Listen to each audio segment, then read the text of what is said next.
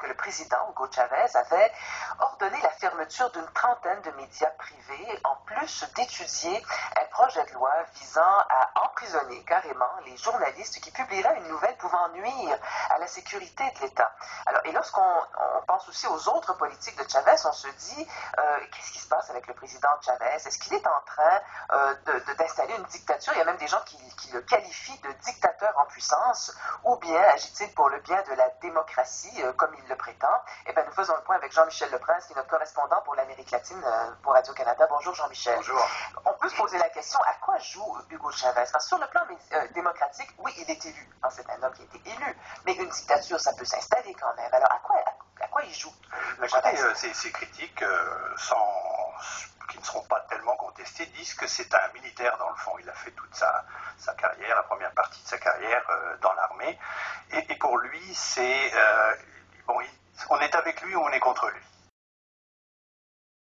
Elle a été fermée pour des... Pas fermée, mais sa licence, disons, n'a pas été renouvelée.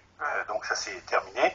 Elle est sortie des ondes. Ceci dit, elle continue à diffuser sur Internet et par d'autres moyens. Est-ce que c'est vrai que c'était des médias qui étaient très critiques à l'endroit de... Parce qu'il parle d'oligarchie, Hugo Chavez. Est-ce que c'était des médias critiques à l'endroit de son pouvoir? Ah oui, absolument. Et puis Hugo Chavez les accuse depuis très longtemps d'avoir été derrière, d'avoir appuyé et continué à appuyer longtemps après le coup d'État manqué qui a failli lui faire perdre le pouvoir en 2002. Donc, mais pour un journaliste comme vous, c'est intéressant ça, de couvrir Hugo Chavez quand même. C'est passionnant, c'est un personnage un peu imprévisible, mais toujours intéressant. Et moi, je me suis surpris souvent à écouter ses discours en disant, et vous savez, des fois, ça peut durer des heures et des heures. Il y a ce fameux programme TNT.